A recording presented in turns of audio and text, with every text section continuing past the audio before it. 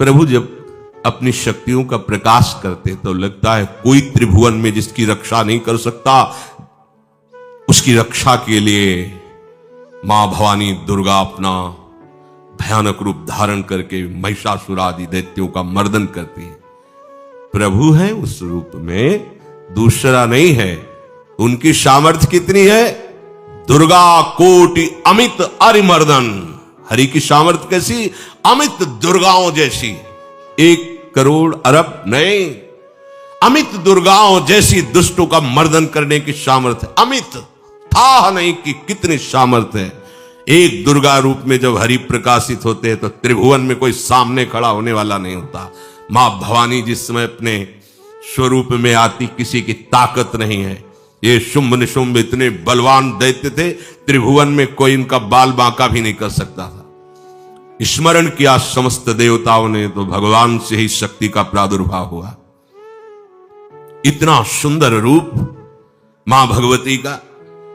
शुंभ निशुंभ के पार्षद घूमते रहते थे, उन्होंने देखा, जाके बताया कि आपके महल में जितनी सुंदरियां उसकी दासी बनने योग्य भी नहीं है, ऐसी सुंदरी का हमने दर्शन किया। बोले मेरा जाके परिचय बताओ। बोले ऐसा नहीं लगता कि आपके परिचय बताने से केवल आ जाएंगे। तो उनका अगर ऐसा नहीं तो केश कर्षण निर्धुता गौरवा मां गरिष्यति, उसके गौरव को धूल में मिलाते हुए बाल पकड़कर घसीट कर हमारे पास लाओ। मार्कंडेय पुराण।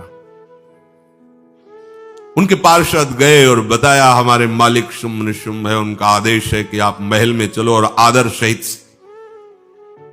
अगर आप ऐसा ना करती हैं तो मैं आपका निरादर करते हुए बाल पकड़कर घसीटते हुए ले जाऊंगा। देवी जी ने मुस्कुरा दिया और कहा अपने मालिक से कह दो जाकर के कि हम उसी की आज्ञा पालन करती है जो हम पर युद्ध में विजय प्राप्त कर ले। वो जाके बोले हाँ वो तो मतवाले, त्रिभुवन में कोई जोड़ ही नहीं था। आए और उद्दंडता पूर्वक वचन बोलने लगे। माता जी ने कहा तब तक बोल ले जब तक मैं मधु का पान कर रही हूं, बस ये पान करते ही तेरी जीवन लीला समाप्त हो जाएगी। ऐसा ही हुआ। जो ही पान करके सिंह पर सवार होकर गर्जना की, सारा का सारा अहंकार धूल दूषित हो गया, काट के फेंक दिया। ऐसी अनंत अमित दुर्गाओं जैसी सामर्थ्य हमारे प्रभु श्री हरि में, अमित दुर्गाओं जैसी, क्योंकि अनंत शक्तियों के स्वामी हैं। उनकी लीला में क्यों में हो? अरे वो जब करुणा करते हैं, अपनी महिमा से उतरते हैं, तो भक्त जब ऐसे कर देता है तो डरप जाते हैं। माधवदास बाबा ने कहा नहीं चलना तुम्हें ब्रज में, हम तुम्हारी कहां तक सेवा देखेंगे, तुम्हें बाल भोग राजभोग। बाबा जी हैं, कभी मिला कभी यहीं रहो। वो बाबा आपके बिना नहीं रह सकते। दोबारा बोल नहीं पाए जगन्नाथ। ये सुन करके हृदय बलिहार होता है। ओ ऐसे सामर्थ्यशाली प्रभु अपने भक्त के प्रेम प्रणय पर भी कितना डरते हैं। ये भक्त नाच पड़ता है। ये कुतर्क की, संशय की वृत्ति यहां प्रवेश नहीं करती। दुर्गा कोटि अमित अरिमर्दन। अमित गिनती नहीं, ऐसी अनंत दुर्गाओं जैसी शक्ति हमारे प्रभु में विराजमान है। शक्र कोटि सत सरिष विलासा। आहा, अरबों इंद्र जैसा विलास प्रभु में। अरबों, एक इंद्र त्रिभुवनपति है, अरबों इंद्र के समान प्रभु का ऐश्वर्य है। और नव शत कोटि अमित अवकाशा, जिस एक आकाश के लिए गरुड़ जी से कह रहे हैं कि मच्छर से लेकर आप तक उड़ते हुए पार पाए, बोले ऐसे अरबों आकाश के समान अवकाश है प्रभु में। मरुत कोटि सत विपुल बल, रवि सत कोटि प्रकाश, शशि सत कोटि सुशीतल, समन सकल भव त्रास। अरबों पवन के समान महान बल है। अगर त्रिभुवन में कोई बल है तो पवन में बल है, वायु बल। बड़े बलवान देवता, बल में इनके समान कोई नहीं। इन्हीं के अंश से प्रकट होते पवन पुत्र हनुमान, और इन्हीं के अंश से प्रकट होते पवन पुत्र भीम। बेजोड़ बलशाली महात्मा, दोनों महात्मा बेजोड़ बलशाली। जेहगिर चरण दे हनुमंता, चले उसगा पाताल तुरंता। जिम अमोघ रघुपति कर बाना, यही भांति चले हनु। किलकार दे तो राक्षसियों के गर्भ गिर जाते थे, ऐसे महान बली हनुमान जी। और भीम का क्या कहना है, जब ये देव पुष्प उड़ करके आया और द्रौपदी जी को दिया गया, तो द्रौपदी जी ने कहा इसका जोड़ होना चाहिए, इस पुष्प का। सबसे कहा पर किसी ने नहीं सुना।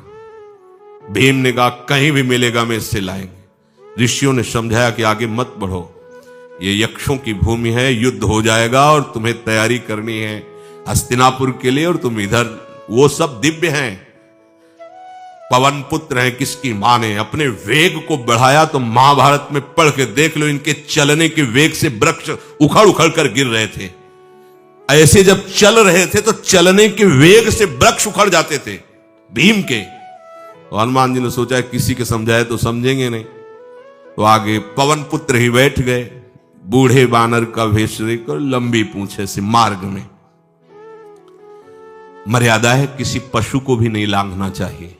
विवेकवान उपासक ऐसा नहीं कि कोई सो रहा है पशु भी आप उसे लांघ जाए, ऐसा नहीं। जो विवेक है, जो मर्यादा है, वैसे किसी सोते हुए को लांघना नहीं चाहिए। उन्होंने कहा है वृद्ध बानर, ये अपनी पूंछ हटा ले और मार्ग दे दे, इस समय मैं विशेष कार्य के लिए जा रहा हूं। तो उनका जब कही दिया है वृद्ध, तो आप समझ ही रहे होगे कि वृद्ध में क्या ताकत होती। अब मेरी ताकत पूंछ हटाने की नहीं रह गई है, आपने तो वृद्ध ही कह दिया है, तो आप समझ रहे हो ना, आप पूंछ हटा लीजिए। कहा हमारी आज्ञा की अवहेलना करे, ऐसे उठी नहीं, दोनों हाथ लगाया, नहीं उठी, पूरी ताकत लगा दी। पवन पुत्र भीम की पूरी ताकत लग गई, पूछ जरा से भी नहीं ली। हाथ जोड़ के खड़े बोले हम समझ गए हमारे बड़े भ्राता आप हनुमान जी हैं, क्योंकि ऐसा कोई बानर सृष्टि में पैदा नहीं हुआ कि मैं उसकी पूंछ ला हिला सकूं, मैं समझ गया। तो मुस्कुराए और बैठ के बोले हमारी आज्ञा मानो, इस मार्ग में मत जाओ, ये देव मार्ग है, ऐसे ऐसे सिद्ध है कि आपका अपराध बन जाएगा, आप शाप से युक्त हो जाएंगे, इसलिए मैं आपको मना। बोले प्रभु जब आप कृपा करके आए हो तो हमें वो रूप दिखा दो जो लंका में आपने रूप दिखाया। बोले मत उस बात की चर्चा करो, रहने दो। बोले प्रभु एक बार देखना चाहता हूं कि मेरा बड़ा भाई कितना बलवान है। हनुमान जी ने कहा फिर देख लो। कनक भूधरा कार शरीरा, समर भयंकर अति बल। कांप गए भीम जी, हाथ जोड़ बोले भैया स्वर्णिम कांति, वो भयानक उनका रुद्र रूप, कांप गए भीम, कांप गए। वायु में अगर बल में देखा जाए तो सबसे ज्यादा वायु बलवान है। भगवान कैसे है, मरुत कोटि सत विपुल बल, अरबों वायुओं जैसी महान ताकत हमारे प्रभु में है, संशय नहीं। वो अगर छोटी सी कार्य के लिए सहयोग लेते हैं, ए उठवा दो, ऐसा करो, भक्तों के साथ वो विनोद करते, लीला करते हैं, नहीं उनमें बल कितना है। ऐसे पवन पुत्र हनुमान जिनके चरणों को ऐसे गोद में लिए रहते हैं। एक उपनिषद में चरित्र आता है कि असुरों पर विजय प्राप्त करने के कारण देवताओं को गर्व हो गया और सभा में नृत्य गान चल रहा था। भगवान जब किसी पे गर्व करते हुए देखते हैं तो उनको अच्छा नहीं लगता। फिर सृष्टि के विधान के प्रधान अधिकारी जब देवतागण और देवराज इंद्र और उन्मत्तता, विजयश्री में उन्मत्तता आ जाती है, तो भगवान ने एक यक्ष का रूप धारण किया और सभा के प्रधान द्वार पर दिखाई दिए। देवराज इंद्र ने कहा कि पता लगाओ ये कौन है, बिना आज्ञा के बिना सूचना के कैसे आ गया है, क्योंकि त्रिभुवनपति है ना। अग्नि देवता ने कहा मैं जाता हूं, पता लगा के आता हूं, क्योंकि किसी बलवान का परिचय पूछने के लिए निर्बल को नहीं भेजा जाता। अग्निदेव गए और कहा आप अपना परिचय दीजिए, कौन हो और यहां कैसे आए हो। तो उनका परिचय लेने के पहले हम आपका परिचय जानना चाहते हैं, आप कौन हो।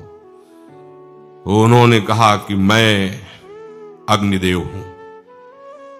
सामर्थ्य आपकी, त्रिभुवन को उपले की तरह भस्म कर सकता हूं। मैं समस्त प्राणियों के उदर में बैठकर अन्न और जल का पचाकर जीवन दान देता हूं, जीवन पोषण करता हूं। अच्छा, एक तिनका फेंका, हम तुम्हारी बात तभी प्रमाणित, ये उपनिषद की बात, हम तुम्हारी बात तभी प्रमाणित मानेंगे जब तुम इस तिनके को जला दोगे। कोई अग्नि देवता से तिनका जलाने की बात कहे, सहज में दृष्टि डाली, कुछ नहीं हुआ, पूरा पावर लगा दिया। यक्ष जी ने मुस्कुरा कर कहा, तुम तो कहते थे पूरे त्रिभुवन को उपले की तरह जला दूंगा, अब गिरीवा झुकाई पहुंचे। देवराजेंद्र ने कहा कौन है? बोले असमर्थ रहा उनका परिचय जानने में, वायु देवता। आप अपना परिचय बताइए। आप अपना परिचय जो आए हो तो हमें पहले बताओ, तब हम अपना परिचय दें। उनका मैं महान देव वायु हूं। बल आपका, संपूर्ण जीवों का जीवन हूं। अगर मैं रुक जाऊं तो एक भी क्षण सृष्टि टिक नहीं सकती, क्योंकि सब वायु से जीवित है, और मैं पूरे ब्रह्मांडों को तिनके से उड़ा सकता हूं। यह तिनका है, उड़ाओ। पूरी ताकत लगा दी वायु देवता ने, तिनका नहीं उड़ा। ग्रीवा झुकाई, वापस चले गए। अब देवराज इंद्र उठे, जे हुए नजदीक पहुंचे, यक्ष अंतर्धान हो गए और देखा साक्षात ब्रह्म विद्या दूर से मूर्तिमान ब्रह्म, और डांट लगाई कि तुम उनसे संभाषण करने योग्य भी नहीं हो, क्योंकि तुम सबसे बड़े सिंहासन पर बैठे हो और अहंकार करते हो। तुम्हारे देवता सब सामर्थ्यहीन है, एक तिनका भी अग्नि नहीं जला सका, एक तिनका भी वायु नहीं उड़ा सका। अरे जिनकी शक्ति से शक्तिमान वो भगवान स्वयं आए हुए थे, कांप गए देव। अहंकार मत करो, जाओ, भगवान के बल से तुम विजयी हुए, देवताओं के बल से नहीं। देवताओं में जो शक्ति है वो उन्हीं के अंश से आई हुई है। अरबों वायु के समान महान बलशाली हमारे श्री हरि, अरबों सूर्यों के समान उनका प्रकाश, अरबों सूर्यों के समान प्रकाश, अरबों चंद्रमाओं के समान सुशीतलता, समस्त भयों और दुखों का नाश करने वाले प्रभु श्री हरि। काल कोटि सत सरिसती, दुस्तर दुर्ग दुरंत, धूम के तुसत कोटिशम, दुराधरस भगवंत।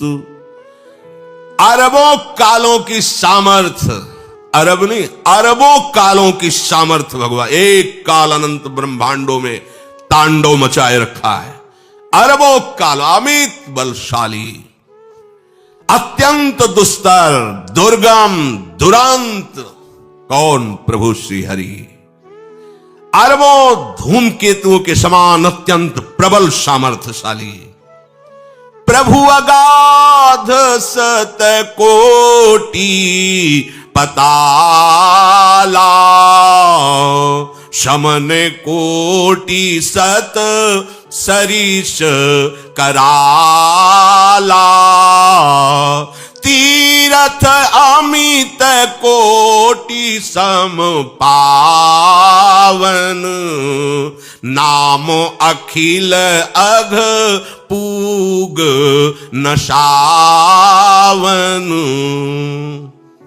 कितने अथाह हैं प्रभु? बोले अरबों पाताल से भी बढ़कर, अरबों पाताल से भी बढ़कर गहरे हैं, कोई था नहीं पा सकता। कितने भयानक हैं, अरबों यमराजों से भी ज्यादा भयानक प्रभु श्री हरि हैं। अनंत कोटि तीर्थों को भी पावन करने वाले परम पवित्र जिनके श्री चरण है, वो तीर्थपाद श्री हरि हैं। अनंत तीर्थों की, उनका नाम ही संपूर्ण विश्व के पाप समूहों का नाश करने में समर्थ है। हिमगिरि कोटि अचल रघुवीरा, सिंधु कोटि सत समगंभीरा, कामधेनु सम कोटि। आहा, देखो आप किसके सामने तुम्हें हाथ पसारने की जरूरत है? समझो, अगर अपने प्रभु को जान जाओगे, समझ जाओगे, तो फिर कहीं इधर उधर झांकने की जरूरत नहीं, किसी के सहयोग की जरूरत नहीं। कैसे प्रभु? ऐसे वो स्थिर हैं कि जैसे तूफान चल रहा और हिमालय का आश्रय ले लो तो डरने की जरूरत नहीं, कोई भी तूफान हिमालय को उखाड़ नहीं सकता।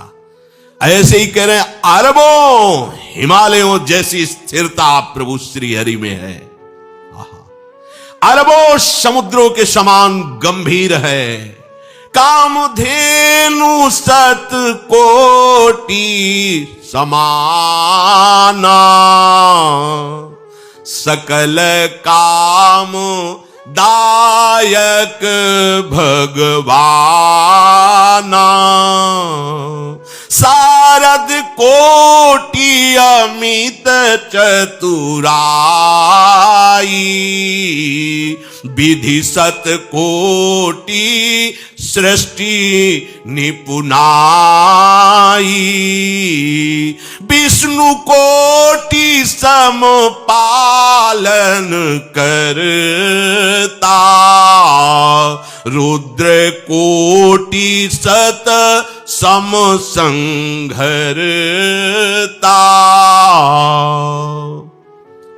अरबों कामधेनुओं के समान प्रभु श्री हरि है। एक कामधेनु मिल जाए तो निहाल हो जाए, है हमारे श्री हरि कैसे? अरबों कामधेनुओं के समान है। इच्छित कामनाओं की पूर्ति कर दे उसे कामधेनु कहते हैं। प्रभु में कितनी चतुरता है, अनंत कोटि सरस्वतियों की एक सरस्वती ब्रह्मांडों का संचालन करती है, बुद्धि की अधिष्ठात्र देवी है। यहां क्या, हमारे श्री हरि अनंत कोटि सरस्वतियों की चतुराई समाई हुई है। अरबों ब्रह्माओं के समान सृष्टि रचने में समर्थ। एक ब्रह्मा प्रकट कर दिया, ये वैभव प्रकट हो गया।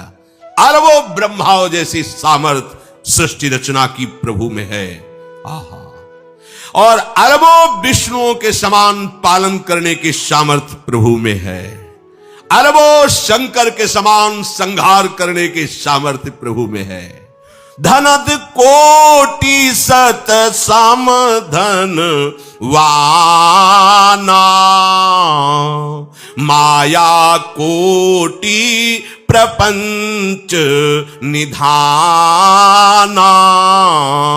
भार धरन सत कोटि अहिसा, निरवधि निरूपम प्रभु जगदीसा। अरबों कुबेरों के समान धनवान है। अरबों मायाओं के समान सृष्टि करने में सामर्थ्यशाली है। अरबों शेष भगवान के समान अनंत भार उठाने में समर्थ है। जगदीश्वर प्रभु श्री हरि की कोई उपमा, कोई सीमा नहीं है। ये उपमा रहित और सीमा रहित है। निरुपम न उपमा आन राम समान, राम निगम कहे, जिम कोटि सत खद्योत समु, रवि कहत अति लघुताल है। यही भांति निज निज मति विलास, मुनीस हरि बखा नहीं। प्रभु भाव गाहक अति कृपालु, सप्रेम सुनि सुख मानहि। प्रभु भाव गाहक अति कृपालु, सप्रेम सुनि सुख मानहि। प्रभु श्री हरि उपमा रहित है। उनकी कोई अनंत ब्रह्मांडों में किसी से उपमा नहीं दी जा सकती। प्रभु के समान केवल प्रभु हैं, ऐसा वेद कहते हैं। अरबों जुगुनियों के समान यदि सूर्य को कहा जाए तो सूर्य का अपमान होता है, सम्मान नहीं। ऐसे ही जो अभी तक वर्णन किया गया उसको समझो। अरबों जुगनुओं के समान यदि सूर्य को कहा जाए तो सूर्य की प्रशंसा नहीं, एक तरह से अवहेलना है। आहा, इसी प्रकार अपनी बुद्धि के विकास के अनुसार मुनीश्वर, अपनी बुद्धि के विकास और प्रकाश के अनुसार मुनीश्वर प्रभु का वर्णन करते हैं। गुण महिमा नाम बल पर थाह कोई नहीं पाओ, आज तक कोई था नहीं। ऐसे प्रभु की लीला में कोई कुतर्क, कोई संशय, अब वो क्या बुद्धि है उसका खुद विचार करें।